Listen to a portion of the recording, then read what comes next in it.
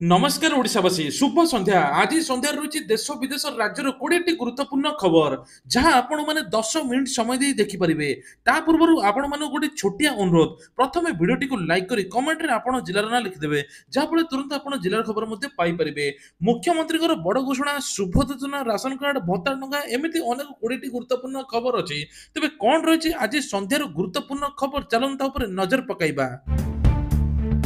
Number 1 महिला मानक पई खुशी खबर नुआ वर्ष रे 3 थर मिलिबो सुभद्रा टंका एने उपमुख्यमंत्री प्रभात परिडा सूचना देले 2025 हेबो सुभद्रा योजनार वर्ष तबे 2025 मसिया रे मां मानक 3 थर सुभद्रा टंका मिलिबो सूचना देले उपमुख्यमंत्री प्रभात परिडा 2025 मसिया रे चतुर्थ पर्याय टंका सहित मार्च 8 तारिख रे मध्य पुणी टंका मिलिबो रक्षा बंधन मध्य सुभद्रा टंका मिलिबो तेणु 2025 रे सुभद्रा ही सुभद्रा टंका मिलिबो बोली उपमुख्यमंत्री प्रभात परिडा सूचना देइछंती एबे ता सहित एबे फील्ड वेरिफिकेशन चलती जो 5,67,000 फॉर्म पेंडिंग अछि तुरंत ताको बायोमेट्रिक आउ थरे करंतु जहा फल ताको मध्ये सुभद्रा टंका मिलियो बोली कोआ जाउची ए वर्ष टोटल कोटी हिताधिकारी महिला सुभद्रा योजना टंकार लाभवान पाई परि बोली उपमुख्यमंत्री प्रभात परिडा सूचना देइछंती ता सहित मार्च 8 तारिख पूर्व जो मानको 21 वर्ष हेतिबो सेमान मध्ये आवेदन करी सुभद्रा योजनार टंका फायदा पाई परिबे। चाषी पंजीकरण बुधवार आरंभ करेंगे सरकार यही नंबर कॉल करें चाषी माने तेबे राज्य सरकार चाषी मानक पंजीकरण प्रक्रिया आसंता बुधवार आरंभ करेंगे डिजिटल कृषि अधीन ऑफलाइन बा ऑनलाइन माध्यम जनवरी मास 1 तारिख चाषी पंजीकरण आरंभ हो मार्च 31 तारिख पर्यंत चलो चाषी माने जनसेवा केन्द्र में पंजीकरण कराई कौन सी असुविधार सम्मुखीन हेले 155333 को नंबर को कॉल कर जोगाजोग करें तेबे राज्य में अनेक नकली चाषी अणचाषी रही चाषी न होई चाषी हेबार समस्त लाभवान पाउछंती एथिपाई सरकार पुणी पंजीकरण करुछंती राशन कार्ड रे ई केवाईसी जारी रही बेले एबे सुधा 40 लाख भूत हिताधिकारी बाहरलेनी 24 वर्ष धरी जो प्रक्रिया चलीथिला सेथिरे स्वच्छता आनिबा को नुआ पद्धति आपणाइछि बीजेपी सरकार। सकाळु सकाळु घन कुहुडी नुआ वर्ष पर पुणी फेरिब शीत जाड़े थरिब सारा ओडिशा 4 ରୁ 5ଟି ଜିଲ୍ଲାରେ ଛାଡ଼ିଦେଲେ ଏବେ ପ୍ରାୟତଃ ପାଗ ଶୁଖିଲା ରହିବ ସେହିପରି ପଶ୍ଚିମ ଓଡ଼ିଶାରେ କିଛି ଜିଲ୍ଲାରେ ଘନ କୁହୁଡ଼ି ଦେଖାଯିବ ବୋଲି ପାଣିପାଗ ବିଭାଗ ପକ୍ଷରୁ ପୂର୍ବାନୁମାନ କରାଯାଇଛି ତେବେ ବଲାଙ୍ଗୀର ବରଗଡ଼ ନୂଆପଡ଼ା ସମ୍ବଲପୁର କେଉଁଝର ମୟୂରଭଞ୍ଜ ଜିଲ୍ଲାରେ ଅଧିକ ଘନ କୁହୁଡ଼ି ଦେଖାଯିବ ଆସନ୍ତା 5 ତାରିଖରେ ପାଗ ଶୁଖିଲା ରହିବ ସେହିପରି ବଙ୍ଗୋପସାଗରରେ ସୃଷ୍ଟି ହୋଇଥିବା ଘୂର୍ଣ୍ଣିବଳୟ ପ୍ରଭାବରେ ଓଡ଼ିଶାକୁ ଆଉ ନାହିଁ ଜାନୁଆରୀ 3 ରେ ଏହାର ଚାପ ସୃଷ୍ଟି ହୋଇପାରେ ଯାହା ଫଳରେ ପ୍ରବଳରୁ ଅତି ପ୍ରବଳ ଶୀତ ପଡ଼ିବ। नुआ वर्ष आगमन रे पुरी रे भिड़ बाहर काठ निकट रे ठेला पेला आ 10 जन मध्य असुस्थ एभली घटना घटची पुरी श्रीमंदिर पाखरे श्रीमंदिर बाहर काठ निकट रे ठेला पेला हबार अणनिश्वासी होई पडिचंती 10 जन असुस्थ मध्य होइचंती समस्त को हॉस्पिटल भर्ती कराइछि 2024 आज शेष सोमवार थिबा बेले मझरे मझरे गोटे नुआ वर्ष आसीबा को अछि आ नुआ वर्ष रे जगन्नाथ को दर्शन करिया पई छुट्टी मनाया पई पुरी रु जन गहली लागितला एही गहली रे श्रीमंदिर बहुत भिड़ देखा मिलता बाहर और भीतर सबुटी लोक खचाखच भिड़ देखा मिलता आउ एथिरे अणनिश्वास होई 10 जन एबे मेडिकल चिकित्सित होउचंती।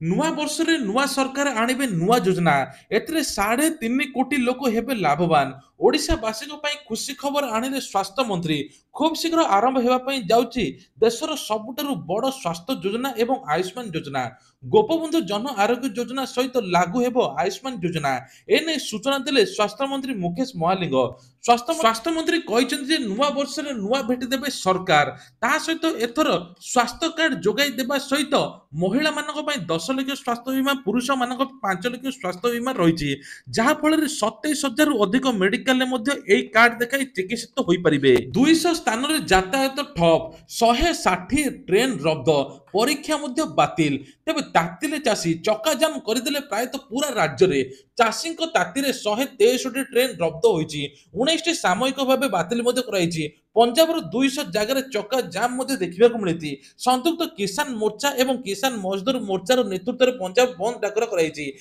बंद डाकरा सकाल 7 आरंभ हो अपराह 4टा जाए चलो यही समय जरूरी सेवा गुड़ी छाड़े अन्य सबू चलाचल रोकठोक लगी।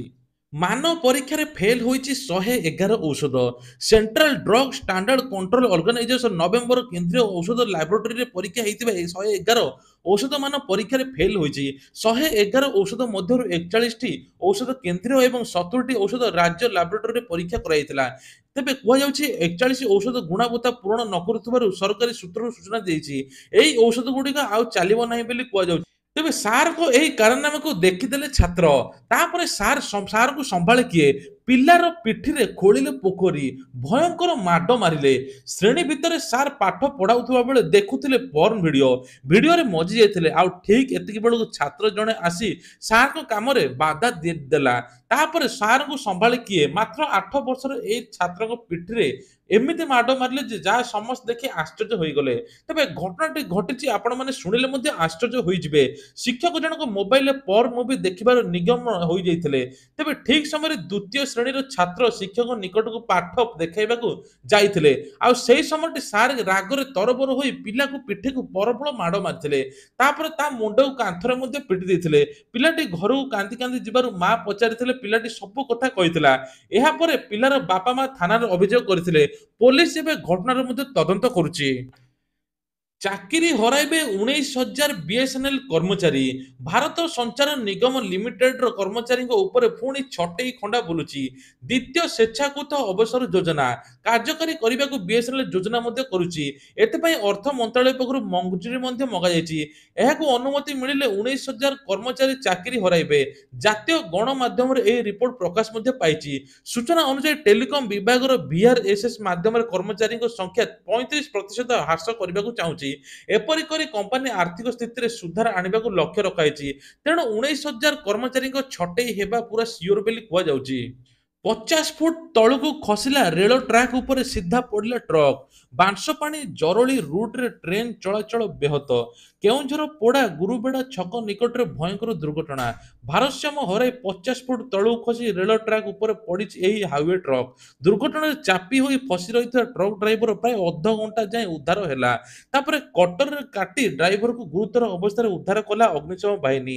ଆହତ ଡ୍ରାଇଭର ଝାଡ଼ଖଣ୍ଡ କୋଡରମା ଅଞ୍ଚଳର ସଞ୍ଜୟ ଯାଦବ ବୋଲି ଜଣାପଡ଼ିଛି। ତାଙ୍କୁ ଗୋଷ୍ଠୀ ସ୍ୱାସ୍ଥ୍ୟ କେନ୍ଦ୍ରରେ ମଧ୍ୟ ଭର୍ତ୍ତି କରାଯାଇଛି। ତେବେ ଟ୍ରେନ୍ ଚଳାଚଳ ମଧ୍ୟ ବାଧାପ୍ରାପ୍ତ ହୋଇଛି। ସେଲ୍ଫି ଉଠାଇବା ହେଲା କାଳ। ପିକନିକ କରିବାକୁ ଆସୁଥିବା ବେଳେ ପାଣିରେ ବୁଡ଼ିଗଲେ ଛାତ୍ରଙ୍କର ମୃତ୍ୟୁ ମଧ୍ୟ ହେଲା। ସମସ୍ତଙ୍କୁ ଲାଗିଛି ପିକନିକ ନିଶା। ପିକନିକରେ ଏବେ ସ୍ୱତନ୍ତ୍ର ଟିମ୍ ହେବ। ତେବେ ପୋଲିସ ତରଫରୁ ପିକନିକ ସ୍ପଟ ଗୁଡ଼ିକରେ ଏବେ ତଦାରଖ ମଧ୍ୟ କରିବ। ପ୍ରତିଟି ପିକନିକ ସ୍ପଟରେ ଏବେ ପୋଲିସ ଜଗିବ। ପିକନିକ ବୁଲିବା ଆଉ ଫଟୋ ଉଠାଇବା ନିଶା ସମସ୍ତଙ୍କର। ସୋସିଆଲ ମିଡ଼ିଆରେ ଫଟୋରେ ଲାଇକ୍ ମିଳିଲେ ଏବଂ ରିଲ୍ସ କଲେ ସମସ୍ତଙ୍କୁ ଏବେ ବହୁତ ଖୁସି ଲାଗେ।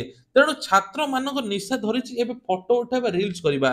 ଆଉ ଯୁବକ ଜଣକ ରିଲ୍ସ ବା ଫଟୋ ଉଠାଇବା ନିଶାରେ ହଠାତ୍ ବୁଡ଼ି ଯାଇଥିଲେ। ଯାହାଫଳରେ ଖୋଜାଖୋଜି କରି ଏବେ ତୁରନ୍ତ ତାଙ୍କ ମୃତ ଶରୀର ମଧ୍ୟ ମିଳିଛି। ତେବେ କୁହାଯାଉଛି ସୁନ୍ଦର ସ୍ଥାନ ଦେଖିବାକୁ ଫଟୋ ଉଠାଇବା ପାଇଁ ବାହାରିଥିଲେ ଛାତ୍ର। ଅସାବଧାନ କାରଣରୁ ଜଳପ୍ରପାତରେ ପଡ଼ିଯାଇ ନିଖୋଜ ମଧ୍ୟ ହୋଇଯାଇଛନ୍ତି। 20 ଘଣ୍ଟାର ଉର୍ଦ୍ଧ୍ୱ ସମୟରେ ଛାତ୍ରଙ୍କୁ ମଧ୍ୟ ମିଳିଛି। ଜିରୋ ନାଇଟ୍ରେ ଜିରୋ ଟଲରାନ୍ସ। ନୂଆ ବର୍ଷ ପାଇଁ ଦେଶରେ ବିଭିନ୍ନ ସହରରେ ଜାରି ହେଲା କଟକଣା। ଆଜିଠୁ କଟକଣା ଲାଗୁ। ରାସ୍ତା ଚାରା ଏବେ ଚେକିଂ ବ୍ଲକିଂ। ରାତିରେ ମଧ୍ୟ ପୁଲିସ ଗୋଡେଇ ଗୋଡେଇ ଧରୁଛି ମଦୁଆକୁ। ସାବାଟ କରିବ ନୂଆ ବର୍ଷ ପୂର୍ବରୁ ଏଥର ମଦୁଆକୁ। ତେବେ ଯେଉଁମାନେ ଜିରୋ ନାଇଟ୍ ସେଲିବ୍ରେସନ କରିବେ ଅନୁମତି ଆଣିବା ନିଶ୍ଚିତ ବାଧ୍ୟତାମୂଳକ। ବିନା ଅନୁମତିରେ ଜିରୋ ନାଇଟ୍ ସେଲିବ୍ରେସନ କଲେ ତୁରନ୍ତ କାର୍ଯ୍ୟାନୁଷ୍ଠାନ ନେବ ପୋଲିସ। ଏନେଇକି ସରକାର ତରଫରୁ ମଧ୍ୟ ବିଜ୍ଞପ୍ତି ପ୍ରକାଶ ପାଇଛି। ତେଣୁ କୁହାଯାଉଛି ଏଥର ହୋଟେଲ ଏବଂ ଯେକୌଣସି ସ୍ଥାନରେ ଜିରୋ ନାଇଟ୍ କରିବେ ଲିମିଟ ଅନୁସାରେ କରାଯିବ।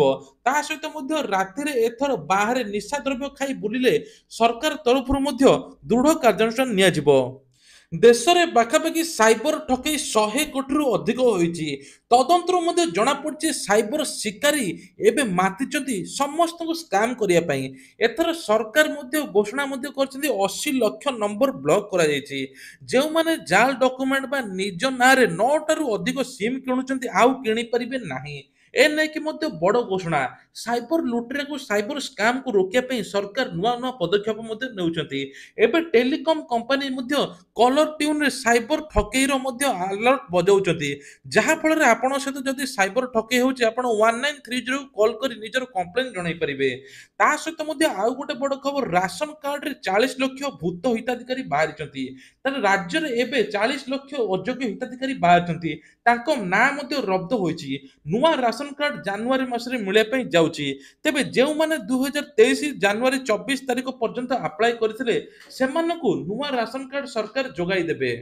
ଇମେଲ ମାଧ୍ୟମରେ ପାନ୍ 2.0 କିପରି ପାଇବେ? ସମ୍ପ୍ରତି ଭାରତ ସରକାର ପାନ୍ 2.0 କରିବା ଆରମ୍ଭ କରିନାହାନ୍ତି, କିନ୍ତୁ ଆପଣ ଏହାକୁ ଆପଣ ଇମେଲରେ ପାଇପାରିବେ। ଏଥିପାଇଁ ଆପଣଙ୍କୁ ଏବେ NSDL ଅଫିସିଆଲ ୱେବସାଇଟକୁ ଯିବାକୁ ପଡ଼ିବ। www.onlineservices.nsdl.com ରେ ଆପଣ ଯାଇ ନିଜର ପ୍ୟାନ୍ କାର୍ଡ 2.0 କୁ ଡାଉନଲୋଡ କରିପାରିବେ। ଅପସନରେ କ୍ଲିକ୍ କରି ଆପଣଙ୍କର ନିଜର ସବୁ ଡକୁମେଣ୍ଟ ତଥ୍ୟ ଦେବେ। ତାପରେ ନୂଆ ପେଜ ଆସିବ। ତାପରେ ଆପଣ ଡାଉନଲୋଡ କରିପାରିବେ। ଯଦି ଆପଣ କରିପାରୁନାହାନ୍ତି ହେଲ୍ପଲାଇନ୍ ନମ୍ବର 020272188080 ବା 81 କୁ କଲ୍ କରିପାରି ନିଜର ଅଭିଯୋଗ ବା ନିଜର ସବୁ କିଛି ବୁଝିପାରିବେ। ଆସନ୍ତା ବର୍ଷ ଛାତ୍ର ସଂସଦ ନିର୍ବାଚନ 2018ରୁ ପୂର୍ବ ସରକାର ଛାତ୍ର ସଂସଦ ନିର୍ବାଚନ ବନ୍ଦ କରିଦେଇଥିଲେ। ଏବେ ଯୁବ ଶକ୍ତି ଯୁବପିଢ଼ି ଆଗେଇ ଯାଅ ଏଭଳି କହିଛନ୍ତି ମୁଖ୍ୟମନ୍ତ୍ରୀ। ଯୁବ ଶକ୍ତି ବହୁତ ଗୁରୁତ୍ୱପୂର୍ଣ୍ଣ ମାର୍ଗ, ତେଣୁ ଯୁବ ଶକ୍ତିକୁ ରୋକିବା ଆମର ଦାୟିତ୍ୱ ନୁହେଁ। ଯୁବ ଶକ୍ତି କିଭଳି ଆଗକୁ ବଢିବେ ସେ ନେଇ ଚିନ୍ତା। ତେଣୁକରି ଏବେ ଯୁବ ଛାତ୍ର ସଂସଦ ନିର୍ବାଚନ ମଧ୍ୟ ହେବ। ଯଦି ଆପଣମାନେ ପିକନିକ ଯାଉଛନ୍ତି, ହିମାଚଳ ପ୍ରଦେଶ ମୋନାଲି ବା ସିମଲା ଯାଉଛନ୍ତି, ଆଜିଠୁ ଯାଆନ୍ତୁ ନାହିଁ। ଏ ନେଇ ସରକାରଙ୍କ ତରଫରୁ ମଧ୍ୟ ବଡ଼ ଘୋଷଣା କୁହାଯାଉଛି ଯେ ବରଫପାତ ଅଧିକ ହେବାରୁ ଅଧିକ ସ୍ନୋଫଲ ହେବାରୁ 1000ରୁ ଅଧିକ ଗାଡ଼ି ଫସି ରହିଛି। ଏବେ 700ରୁ ଅଧିକ ଲୋକ ଉଦ୍ଧାର ମଧ୍ୟ ହୋଇଛନ୍ତି। ତେଣୁ ସେଇ ଜାଗାକୁ ଏବେ ପାହାଡ଼ିଆ ଅଞ୍ଚଳକୁ ଯିବା ପାଇଁ ମଧ୍ୟ ମନା କରାଯାଇଛି। ତା ସହିତ ମଧ୍ୟ ଆଉ ଗୋଟେ ବଡ଼ ଖବର, ଏଥର ଅଶ୍ଳୀଳ ନୃତ୍ୟ ଏବଂ ଅଶ୍ଳୀଳ ଯୋଉ ସବୁ ଭିଡ଼ିଓ ଚାଲୁଛି ସେଇ OTT ପ୍ଲାଟଫର୍ମକୁ ଏବେ ସରକାର ବ୍ୟାନ୍ କରିଛନ୍ତି। ପାଖାପାଖି 18ଟି OTT ପ୍ଲାଟଫର୍ମକୁ ସରକାର ମଧ୍ୟ ବ୍ୟାନ୍ କରିଦେଇଛନ୍ତି। ଟେଲିକମ କମ୍ପାନୀ ପାଇଁ ଏବେ ଦୁଃଖ ଖବର। ଟ୍ରାଇ ଘୋଷଣା କରିଛି ଯେ ଏଥର ସବୁ ଭ୍ୟାଲିଡିଟି ପ୍ଲାନ୍ ଚାଲିବ। ପୂର୍ବରୁ ଲୋକମାନେ 10 ଟଙ୍କିଆ ଟପ୍ ଅପ୍ ଭାଉଚର କରୁଥିଲେ, ଏବେ ମଧ୍ୟ ଟପ୍ ଅପ୍ ଭାଉଚର ବାହାରିବ। ଯେଉଁ ଲୋକମାନଙ୍କ ନେଟ୍ ନଥାଇ ମଧ୍ୟ ନେଟ୍ ପାଇଁ ରିଚାର୍ଜ କରୁଥିଲେ ବା ଛୋଟ ମୋବାଇଲରେ ନେଟ୍ ପାଇଁ ରିଚାର୍ଜ କରୁଥିଲେ, କୌଣସି ୟୁଜ୍ କରିପାରୁନଥିଲେ, ତାଙ୍କ ପାଇଁ ମଧ୍ୟ ଖାଲି କଲିଂ ପାଇଁ ବାହାରିବ, SMS ପାଇଁ ବାହାରିବ ଏବଂ ନେଟ୍ ପାଇଁ ମଧ୍ୟ ଏକ୍ସଟ୍ରା ବାହାରିବ। ଆଉ 90 ଦିନର ଭ୍ୟାଲିଡିଟିକୁ 365 ମଧ୍ୟ ବଢ଼ାଇ ଦିଆଯିବ। ଏନେଇ ଟ୍ରାଇ ତରଫରୁ ମଧ୍ୟ ବଡ଼ ଘୋଷଣା ହୋଇଛି। ତା ସହିତ ମଧ୍ୟ ଏବେ ନୂଆ ବର୍ଷରେ ବିଜୁଳି ବିଲ୍ ଦର ବଢ଼ିବ। ସରକାର ତରଫରୁ ମଧ୍ୟ ବଡ଼ ଘୋଷଣା। ବିଜୁଳି ୟୁନିଟ୍ ପିଛା 54 ପଇସା ବଢ଼ିବାର ଘୋଷଣା ମଧ୍ୟ କରାଯାଇଛି। ରାସ୍ତାରୁ ହଟିବେ ଏବେ ଉଠା ଦୋକାନୀ। ଏ ନେଇକି BMC ତରଫରୁ ମଧ୍ୟ ବଡ଼ ଘୋଷଣା। କୁହାଯାଉଛି ଯେ ଏବେ ସମସ୍ତ ରାସ୍ତାରେ ଏବେ ଉଠା ଦୋକାନୀ ଉଠିବ। ସରକାର ଯୋଉ ଭେଣ୍ଡିଂ ଜୋନ୍ ପ୍ରସ୍ତୁତ କରିଛନ୍ତି ସେଇ ଭେଣ୍ଡିଂ ଜୋନରେ ଏବେ ଦୋକାନୀ ବସିବେ। ରାଜ୍ୟରେ ଏବେ ଉଠା ଦୋକାନୀ ରହିବେ ନାହିଁ। ଖାସ କରିକି ରାଜଧାନୀ ଭୁବନେଶ୍ୱରରେ ଏବେ ମାଡ଼ି ଚାଲିଛନ୍ତି ଉଠା ଦୋକାନୀକୁ ଉଠେଇବା ପାଇଁ। ଯେଉଁମାନଙ୍କର ଇ ଶ୍ରମ କାର୍ଡ ଅଛି ତାଙ୍କ ପାଇଁ ଖୁସି ଖବର। ଇ ଶ୍ରମ କାର୍ଡ ଥିଲେ ଆପଣଙ୍କୁ ମିଳିବ ରାସନ କାର୍ଡ। ଏ ନେଇ ସରକାର ତରଫରୁ ମଧ୍ୟ ବଡ଼ ଘୋଷଣା। ତେଣୁ ଆପଣଙ୍କୁ ରାସନ କାର୍ଡ ଯୋଗାଇ ଦେବେ ସରକାର। ଆଉ ଇ ଶ୍ରମ କାର୍ଡରେ ଆପଣ 1 ଲକ୍ଷ ଟଙ୍କା ସହାୟତା ମଧ୍ୟ ପାଇପାରିବେ। ଯେଉଁମାନଙ୍କର ଆଧାର କାର୍ଡ 10 ବର୍ଷ ହୋଇଗଲାଣି ତାପରେ ବି KYC କରିନାହାନ୍ତି, ତୁରନ୍ତ କରାଇ ନିଅନ୍ତୁ। ଏ ନେଇ ସରକାର ତରଫରୁ ମଧ୍ୟ ବିଜ୍ଞପ୍ତି ବାହାରିଛି। ଯେଉଁମାନଙ୍କୁ 10 ବର୍ଷ ହୋଇଥିବ, 10 ବର୍ଷ ପରେ 20 ବର୍ଷ ହୋଇଗଲା, ତାଙ୍କର ଫିଙ୍ଗର ପ୍ରିଣ୍ଟ ବାୟୋମେଟ୍ରିକ ବା ଫେସ୍ ଚେଞ୍ଜ ହୋଇଥିବ, ତୁରନ୍ତ ଅପଡେଟ୍ କରାଇ ନିଅନ୍ତୁ ବୋଲି ସରକାର ତରଫରୁ ବଡ଼ ଘୋଷଣା। ଜାନୁଆରୀ 14 ପର୍ଯ୍ୟନ୍ତ ଶେଷ ତାରିଖ ଅଛି।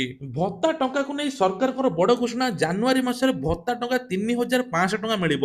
80 ବର୍ଷର ଉର୍ଦ୍ଧ୍ୱ ହିତାଧିକାରୀଙ୍କୁ ଏଥର 3500 ଟଙ୍କା ଯୋଗାଇ ଦେବେ ସରକାର। ସରକାର ପ୍ରତିଶ୍ରୁତି ମୁତାବକ ସବୁ କିଛି ପୂରଣ କରୁଛନ୍ତି। ଆଉ ଭତ୍ତା ଟଙ୍କା ମଧ୍ୟ ଜାନୁଆରୀ ମାସରେ ମିଳିବ ବୋଲି ସରକାର ଘୋଷଣା କରିଛନ୍ତି। ତେବେ ଇଏ ଥିଲା ଆଜିର ଦେଶ ବିଦେଶ ରାଜ୍ୟର ଗୁରୁତ୍ୱପୂର୍ଣ୍ଣ ଖବର।